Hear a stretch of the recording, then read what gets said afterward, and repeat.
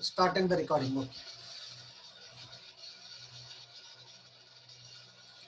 Okay, so you know what I was telling us that UGC, university has given calendar of events. According to that, your term will start. Actually, it started, but from that calendar, August 1. So on August 1, the term is starting, and the last date is 27th November.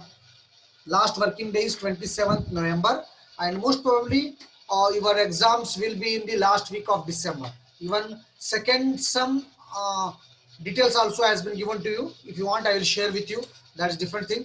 The important thing is means it is sure that we may or may not meet physically.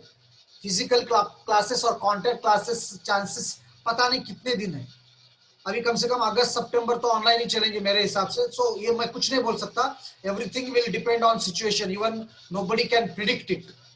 So please अब university का calendar आ गया. Means seriously now onwards you prepare for your studies also.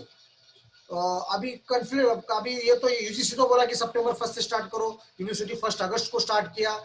Everything is uncertain. अभी भी हम कुछ नहीं बोल सकते. फिर भी एंड मोमेंट में प्रॉब्लम आपको ही हो सकता है. So better you start studies now. So I will also take now the more importance in completion of the syllabus. So last working day is 27th November. What the university has sent just a circular few days back, 2 days back. Got it? So now assuming that the last working day is 27th November, so your exams are going to be conducted in December. So you study onwards. Anything will happen. I mean, हम उसके बारे में अभी कुछ नहीं बोल सकते आगे. But this is the present situation. Okay. So now after defining what is consistency of limits, what are 4 states of soil, that is solid, semi-solid, plastic and liquid. And then afterwards I define what is a liquid limit, what is plastic limit, what is shrinkage limit. Then I define different indices. Of course, only flow index is that I will tell in the practicals. उसके बाद बचा क्या, flow index indices सभी define किया मैं. And then in the last class I told you about what is the importance of all these limits and indices, where it is going to be used, especially in classification of soils. And then I find the difference between consistency limits and relative limits. This much theory we did. This is enough. The only thing I left in this topic is how to determine plastic limit, how to determine liquid limit, how to determine shrinkage limit in the laboratory. And all these tests have to be performed in laboratory. You have to draw the graphs and make the calculations. So in Monday's class, I will take one by one, and whatever the portion problems, numericals are left here, that I will take this portion in Monday's class only. Okay, I will teach you how to draw the semi-log graph also, how to make the calculations also. In Monday's class, I will do the experiment also and show you the videos of the experiment also, till we meet in contact classes. Once we meet in the contact classes, there you can do the experiment. So today I will solve the numericals on all these indices. So please take down this question. So try to understand the question very well, and you have to solve also. Please take the notebook and calculator, and you have to solve these questions also.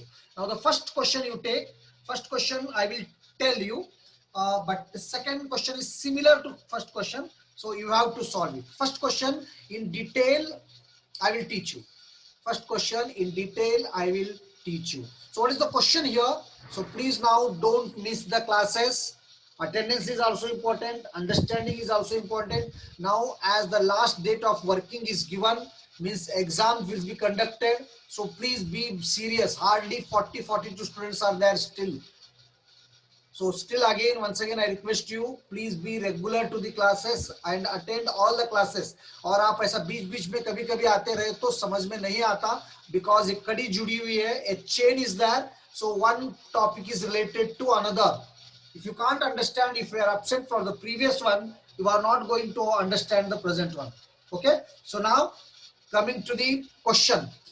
The Atterberg limits of a clay are, Atterberg limits means, remember, liquid limit, plastic limit, shrinkage limit combinedly are called Atterberg limits, because to give a honor to the Atterberg who has found these limits. The Atterberg limits of a clay are liquid limit 52%, plastic limit 30%, and shrinkage limit 18%.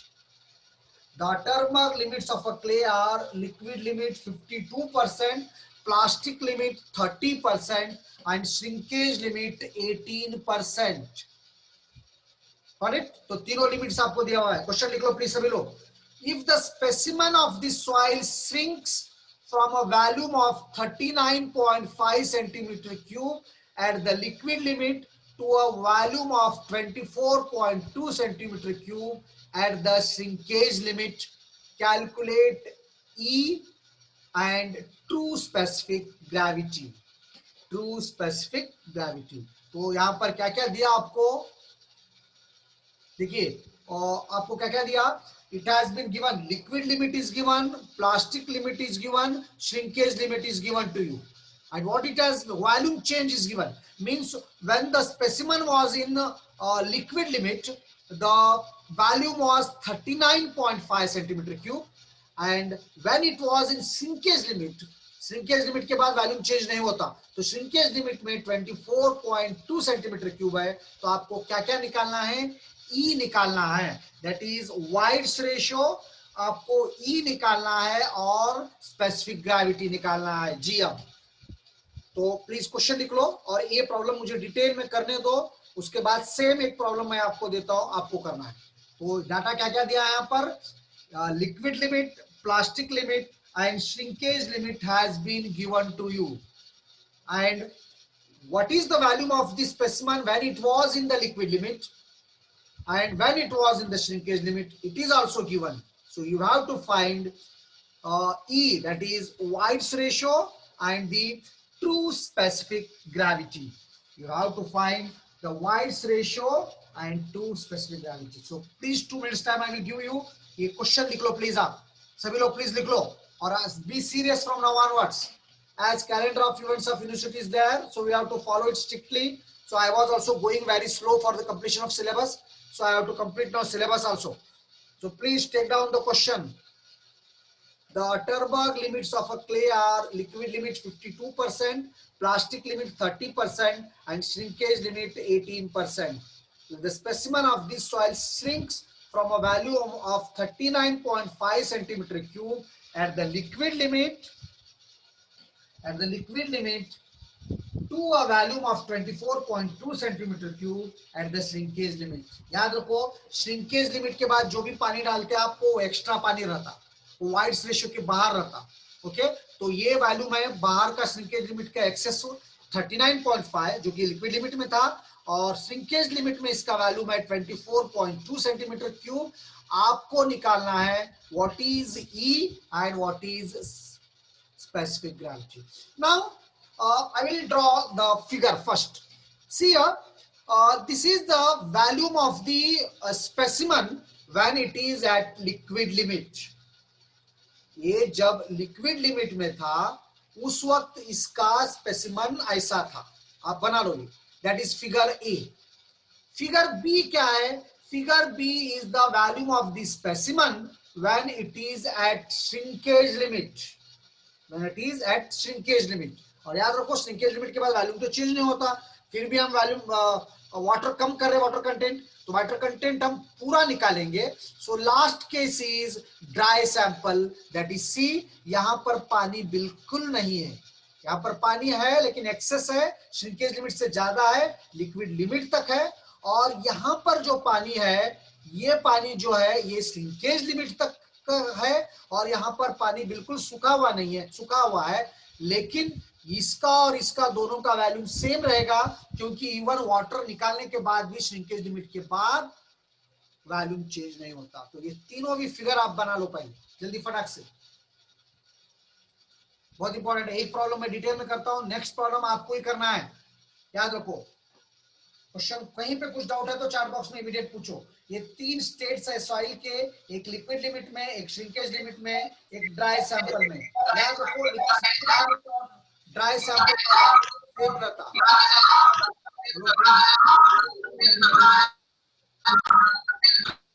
Mute yourself please. Got it? ठीक है, तो figure बना लिया जल्दी से। हाँ, अब देखिए लिक्विड लिमिट में, लिक्विड लिमिट कितना था उसका 52%, मतलब 52% ड्राई सॉइल का वाटर था। तो यहां पर वाटर है 0.52 ऑफ एमडी, समझ में आ रहा आपको। और यहां पर श्रिंकेज लिमिट में कितना है? Shrinkage limit is given as 18%, मतलब यहां पर पानी है टोटल सॉइल का मास का 18%। तो यहां पानी है 0.52 एमडी और यहां पर पानी है 0.18 एमडी, और यहां पर पानी बिल्कुल नहीं है, ये ड्राई सैंपल है। ये भी फिगर में डाल लो, आप लिख लो, नोट कर लो, नोट करो अच्छी तरह। So this is 52 is the liquid limit, means here water content is 52.52 of MD, and here 18% means 0.18 of MD.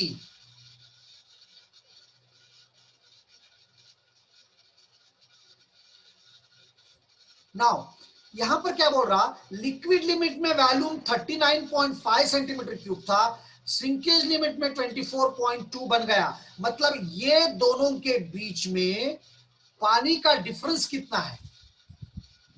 ये दोनों के बीच में पानी का डिफरेंस कितना है? और ये दोनों के पानी का बीच का डिफरेंस देखिए, यहां पर 39.5 सेंटीमीटर क्यूब था, ये 24.2 सेंटीमीटर क्यूब बन गया। The specimen of this soil shrinks from a volume of this much at the liquid limit to shrinkage limit. तो difference of volume of water in A and B is, ये दोनों के बीच में ये दिया हुआ है, that is 39.5 minus 24.2, it is 15.3 centimeter cube. Each and every problem step अच्छी तरह समझो, इतना easy नहीं है, आपको समझना चाहिए बिल्कुल। और एक प्रॉब्लम है इस टाइप का, आप बिल्कुल करो। तो difference of volume of water in A and B is, यहां पर 39.5 था एंड 24.2 है, तो वॉल्यूम चेंज देखिए, ये ऊपर का हिस्सा वो कितना है, दैट इज 15.3 सेंटीमीटर क्यूब। अच्छा, वॉल्यूम चेंज हो गया ए से बी में 15.3 सेंटीमीटर क्यूब। अच्छा, यहां पर ये और एक सेंटेंस लिखा हूं मैं, difference in mass of water in A and B is 15.3 grams. देखिए यहां पर वॉल्यूम चेंज हो गया 15.3 centimetre cube from A to B, लेकिन मास भी मैं बोल रहा हूं चेंज हो गया 15.3 ग्राम्स। ये कैसा आया, क्या कोई मुझे बता सकता है चैट बॉक्स में? वॉल्यूम चेंज 15.3 सेंटीमीटर क्यूब हो गया, क्योंकि वो तो दिया हुआ है, that I can understand. Volume of water पहले 39.5 था, बाद में चेंज हो गया 24.8 हो गया, इसलिए 15.3 सेंटीमीटर क्यूब वॉल्यूम चेंज हो गया। लेकिन अगला सेंटेंस मैं लिखा हूं, मास ऑफ वाटर ए से बी में चेंज हो गया 15.3 ग्राम्स। सो ये कैसा हुआ, ये आपको बताना है, 15.3 ग्राम्स कैसे हुआ, that you have to tell me. Yeah, somebody has told me. Yes, very good, Mahesh. Mahesh Salunkhe has told. Yes. See, whatever the change is taking here, it is water. It is water. Yes, Gaurav, very good. So mass rho W क्या है? Density of water. और density of water का formula क्या है? Mass by volume.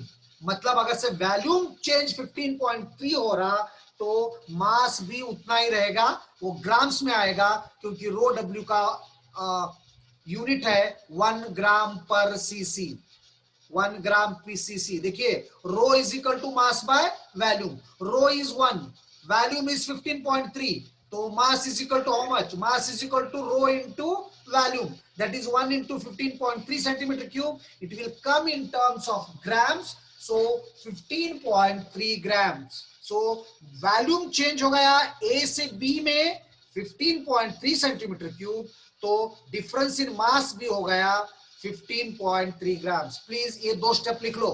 मैं आराम से कर रहा हूं ये प्रॉब्लम क्योंकि आपको समझ में आना जरूरी है ईच एंड एवरी स्टेप। फटाक से दो स्टेप लिख लो प्लीज, ये दो स्टेप्स लिख लो। Difference of volume of water in A and B, जल्दी से लिख लो। और वो कैसा होगा यार, बाजू में लिख लो, आप समझ में नहीं आ रहा तो rho is equal to M by V. Rho is equal to M by V. So M is equal to rho into V. करो प्लीज।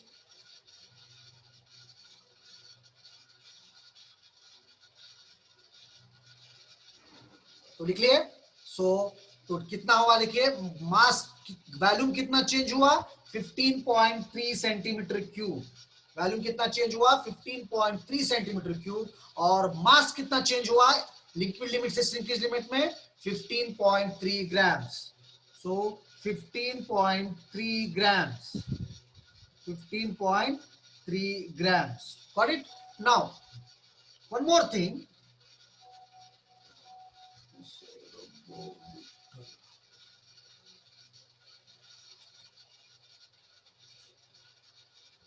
रेहान देखिए, देखिए मैं क्या बोला था आपको, यहां पर वॉल्यूम दिया 39.5 इस फिगर का, वो दिया क्वेश्चन में, और इसका दिया 24.2। तो ये दोनों में चेंज कितना हुआ वॉल्यूम, इसमें से ये वॉल्यूम में से ये वॉल्यूम निकालो रेहान। तो 39.5 minus 24.2, 15.3 centimetre cube. 15.3 centimetre cube volume change हुआ तो मास भी उतना ही होता, क्योंकि density of water is M by V, और वैल्यूम मतलब 1 है। अगर से वैल्यूम 15.3 है तो मास भी कितना आएगा, 15.3 grams. Okay, but from the figure this difference is equal to, अच्छा ये मास कितना है, देखिए यहां पर मास कितना है 0.52 md, और यहां पर कितना है 0.18 md, ये तो दिया हुआ है। और ये दोनों का मास का डिफरेंस कितना होता, 0.52 md माइनस 0.1 md। लेकिन difference of mass of water कितना है हमारे पास, 15.3 ग्राम्स। तो इक्वल टू 15.3 ग्राम्स लिखो। तो मास ऑफ ड्राई सॉलिड्स आता आपके पास 15.3 divided by 0.52 minus 0.18, and mass of solids is 45 grams. यहां तक आपको समझ में आया था। देखिए फिगर से आप देख के पता कर सकते हैं। तो ये जो मास है ये 0.52 md है, ये 0.18 md है। ये दोनों का डिफरेंस मतलब 0.52 md minus 0.18 md, and this equal to 15.3 grams, जो कि हम ऑलरेडी डिसाइड कर चुके हैं। So this minus this is equal to 15.3 grams, but md is equal to 15.3 divided by 0.52 minus 0.18, and mass of dry solids is 45 grams. Please यहां तक मालूम हुआ क्या, देखो mass of solid grams is 45 grams। अगर से mass of dry solid 45 grams है, तो यहां B में mass of water कितना है, मास ऑफ वाटर कितना बनता है बी फिगर में, that is 0.18 md। 0.18 into 45 is equal to 0.18 into 45 is equal to 8.1 grams. मतलब mass of water second figure में 8.1 ग्राम्स है। अच्छा मास इतना है तो वॉल्यूम भी मालूम हो सकता है हमको। So volume of water in B is equal to 8.1 centimetre cube, क्योंकि डेंसिटी सेम रहने से जितना मास है उतना ही वॉल्यूम आता। तो बी फिगर में volume of water in B is equal to 8.1 centimetre cube. अब टोटल फिगर में देखिए 24.2 टोटल वॉल्यूम है, उसमें से आपका 9.1 है ना, 8.1 सॉरी 8.1 अगर से वॉल्यूम ऑफ वाटर चले गया तो वॉल्यूम ऑफ सॉलिड कितना बचता, अब volume of solid is equal to 24.2 minus जितना 8.1 आया था 8.1, इट इज 16.1 सेंटीमीटर क्यूब। तो बी फिगर में volume of solid is 16.1 centimetre cube, 16.1 centimetre cube. और rho S is equal to, rho S मतलब density of solids, density of solids is equal to mass of solids by volume of solids, और mass of solids आया आपको 45 grams, ये तो आप निकाले। Volume of solids आया आपको 16.1, तो mass by volume is equal to density. So density of solids is 2.8 gram per centimetre cube. और एक बार डेंसिटी ऑफ सॉलिड्स आया, now specific gravity is given by gamma s by gamma w, which also can be written as rho s by rho w. Rho s we have found it as 2.8, rho w is 1, so specific gravity is 2.8. that is the final answer. तो इस question को बहुत सोच समझ के करना है आपको, तो इट इज 2.8। तो प्लीज कुछ डाउट है लिख लो पहले फटाक से, हर स्टेप लिख लो, यहां तक तो लिख लिया आप already. Mass of dry solid is 45 grams, इसके बाद ये आगे के स्टेप्स लिख लो, और कुछ डाउट है तो पूछो। If you have any doubts you ask, and one similar problem I will give you for solving after this. So mass of water in B is equal to 0.18 md, and that is 0.18 into 45, because mass of dry soil is 45, so it is 8.1 grams. So volume of water in B is equal to 8.1 centimeter cube. So volume of solids, water का volume तो है, total volume 24.2 है, उसमें से ये गया 8.1, तो volume of solids is 16.1 centimetre cube, 16.1 centimetre cube. उसके बाद डेंसिटी ऑफ सॉलिड्स निकालो, ये तो मालूम है आपको, मास बाय वॉल्यूम, डेंसिटी निकल गया। तो G का फॉर्मूला क्या है स्पेसिफिक ग्रेविटी का, gamma S by gamma W, which also can be written as rho S by rho W। rho S आप मालूम करें 2.8, rho W 1। E भी कैलकुलेट करना है, बटा ये है क्या नहीं मुझे नहीं मालूम, पता नहीं, ये नहीं होगा मेरे ख्याल से। Calculate the true specific gravity, E है तो आप ई भी कर सकते हैं, ये आपको मैं होमवर्क देता हूं। इस टाइप का एक और क्वेश्चन करता हूं, उसके बाद ये आप ई होमवर्क है, या आप करें तो मुझे बता दो। ई का फॉर्मूला बोलता हूं मैं, वॉल्यूम ऑफ वाइड्स बाय क्या है, वॉल्यूम ऑफ सॉलिड्स है ना, तो उस हिसाब से आप वॉल्यूम ऑफ वाइड्स निकालो और सॉलिड्स निकाल के कर सकते हैं आप चाहे तो। देखिए श्रिंकेज, देखो बेटा सोनाली, मैं आपको हिंट देता हूं, श्रिंकेज लिमिट के बाद ड्राई होता, ड्राई होने के बाद ये जो वॉल्यूम है ना ए वाटर का, वाइड्स का वॉल्यूम भी उतना ही रहता, क्योंकि वॉल्यूम कोई चेंज होने वाला नहीं है। मतलब वॉल्यूम ऑफ वाटर कितना है आपको यहां पर देखिए, वॉल्यूम ऑफ वाटर इज, कहीं निकाला ना मैं, बी में मास of water, volume of water 8.1 है बी में, और वॉल्यूम ऑफ सॉलिड्स कितना है, वॉल्यूम ऑफ सॉलिड्स है 16.1, so E is equal to 8.1 divided by 16.1। ऐसा भी कर सकते हैं आप, मैं नहीं किया यहाँ पर, तो होमवर्क दे रहा था मैं, होमवर्क की भी जरूरत नहीं है, एवरीथिंग इज हियर सेम। पहले मुझे ये बोलो वाइड्स रेशियो का डेफिनेशन क्या है, volume of wides bye volume of solids. So volume of wides है 8.1, वॉल्यूम ऑफ सॉलिड्स है 16.1, 8.1 डिवाइड बाय 16.1 करो और मुझे आंसर बोलो, that is the wides ratio, that is the wides ratio. इस टाइप का एक और प्रॉब्लम कराऊंगा मैं, उसमें वाइड्स रेशियो मैं किया हूं कैलकुलेशन, या नहीं किया मैं, तो वाइड्स रेशियो इज 0.5031, यस बेटा 0.5031। अब ये प्रॉब्लम पूरा देखो, और कुछ डाउट है तो मुझे पूछो, कुछ डाउट है तो मुझे पूछो please, if you have any doubts. और इसको एक बार से समझ में नहीं आता आपको, आप लिख लो, फिगर लिख लो और ये सब लिख लो, और आपको ये स्लाइड्स में पीपीटीज जो मेरे ये रहते ना, उसमें आप जो मैं सब अपलोड कर रहा हूं मैं, आप पता नहीं देख रहे क्या नहीं, तो वहां पर से आप पूरे ले सकते हैं। आपको पर्सनली भी जरूरत है तो मुझे बोलो, तो मैं आपको करूंगा। Okay Vaishnav, repeat don't worry. तो देखिए यहाँ पर क्या दिया, ये श्रिंकेज लिमिट है, ये सॉरी ये श्रिंकेज लिमिट है, ये लिक्विड लिमिट है, ये ड्राई सैंपल है। यहाँ पर वॉल्यूम 0.52% है, यहाँ पर 18% है, तो टोटल वॉल्यूम यहाँ पर 0.52 md है या 0.18 md है, यहाँ ड्राई सैंपल है। तो देखिए क्या पूछा यहाँ पर, what is E and what is specific gravity. तो स्पेसिफिक ग्रेविटी का फॉर्मूला है rho S by row W, तो हमको रो एस निकालना है। रो एस के लिए वॉल्यूम होना और मास होना। तो सबसे पहले difference of volume of water from A to B, A to B के लिए डिफरेंस ऑफ वाटर 39.5 माइनस 24.2, ये कैसा आया है क्वेश्चन में दिया, तो 15.3 सेंटीमीटर क्यूब है। अगर से 15.3 सेंटीमीटर क्यूब है वॉल्यूम है, तो वाटर का वॉल्यूम भी उतना ही बनेगा, मास भी उतना ही बनेगा, that is 15.3 grams. But from the figure 0.52 minus 0.18 into md is the difference of mass, so that equal to 15.3, so you will get md as 45 grams of mass of water in second figure is 0.18 md, means 0.18 into 45, 0.18 into 45 is 8.1 grams. Mass of water in B is 8.1 grams.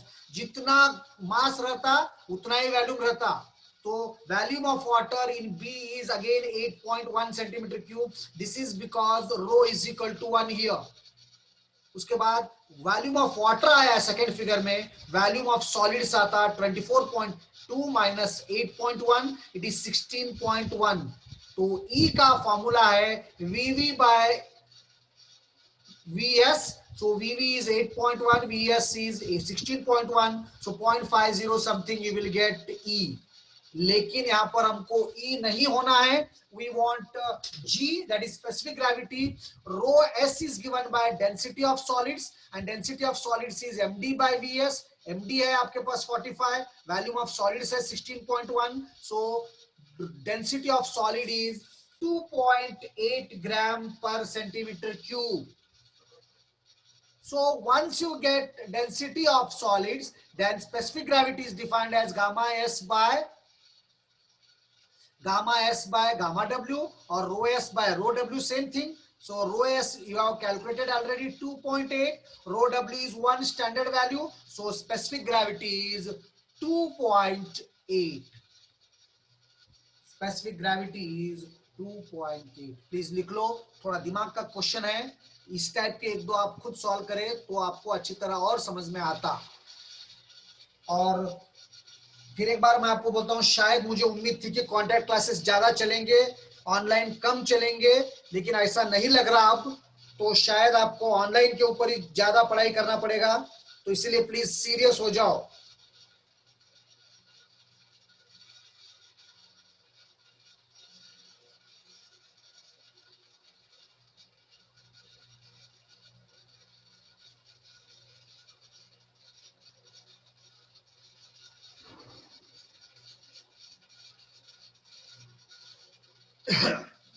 Please take down and if you have any doubts to ask. देखिए आधे से ज्यादा बच्चे तो absent रहते, ये regular रहने के बाद ही समझ में नहीं आता, एब्सेंट रहे तो कहां समझ में आता है। It is up to you now, मैं जितना एफर्ट लगाना रहा हूं, जितना कोशिश करना है उतना कर रहा हूं।